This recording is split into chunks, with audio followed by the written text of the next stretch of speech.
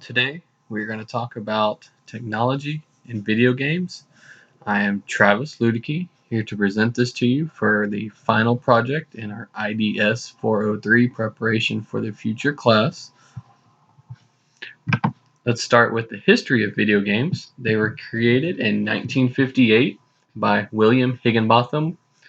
He had two paddles bouncing a ball back and forth. Eventually, it was updated for a game that is called Pong. When it was first created, everyone fell instantly in love with it. Many people started trying to make their own versions of video games. Eventually, this led to home consoles and video arcades being built. You could go hang out with your friends at arcades, play all the kinds of video games as they came out, usually for the price of a quarter. Then home console systems became very popular, playing at home with family and friends. Started with video consoles like the Atari. Then it went to the NES Nintendo system. From there, other companies such as Sega, Sony, and Microsoft came along, creating the Sony PlayStation and the Microsoft Xbox. Here you can see pictures of the Atari system and also the most recent console, the Sony PlayStation 4. Society, it immediately took off with the creation of video games. They were made for everybody. Males, females, young, old, anyone could play video games. That it was a worldwide thing that really took off for everybody, and not just one group. Everyone could play and enjoy. The advertising, though, for video games generally leads to male teenagers. In most commercials, you see a lot of the action scenes, a lot of blowing up, more masculinity things, especially like sports games. They're all the male sports. There's not any female sport games. You've got NCAA football, Madden football, MLB baseball.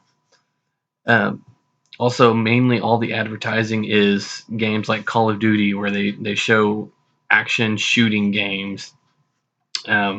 Also, one of the biggest things in video games, and this brings a lot of controversy with it, is as technology has grown, they've really been showing the violence in it.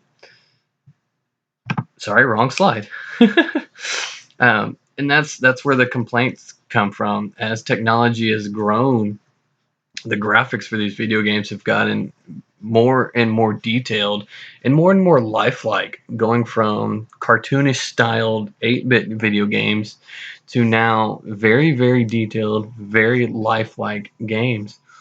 And people have problems with this because children cannot discriminate sometimes from the violence in a video game to, say, violence in real life.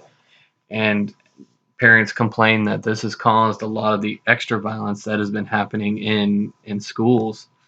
So what video games did is, as this technology was evolved, they started making the MSRB rating system to try and help keep video games that are made for older adults, keep them out of kids' hands. They have the mature rating system. Games can be only sold to people 17 or older. And this is their way of fighting these conflicts about the video games. Also, and just to show, with the mature rating, it would tell you exactly why it was rated this. And then that's why they have also, the MSRB had a system for video games for everybody, and it told you exactly why it was for everyone to play. Other conflicts that come up with the technology in video games is it has taken away from kids interacting outside, playing, with other kids and other social interactions. They've been cooped up playing on a small screen all day. But these complaints really need should be addressed by the parents and maybe limit a child's time on playing video games. And also, like I said, not purchasing a mature game for someone who is underage, and that can really help, solve some of the biggest complaints with these issues. Um, but video games also have a lot of positive sides to it. They are used in police academies to teach officers how to deal with situations without being violent, how to maybe talk down a suspect and give them different interactions that you necessarily can't really do in real life, but at least this gives them a hands-on training on how to deal with the situation.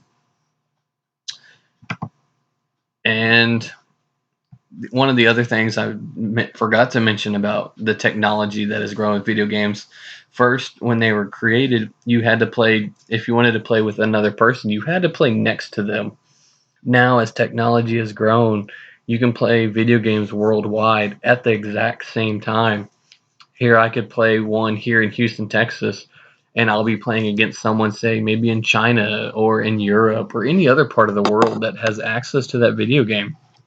And that just goes to show the technology that has grown over the years. I mean, since 1958, and we're in 2016 now.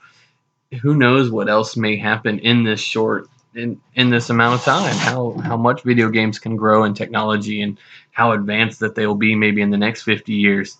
It'll be very interesting to see where they go from here. Um, I hope you've enjoyed this presentation. I've enjoyed the class. I've learned quite a bit. Um, Good luck to everyone else.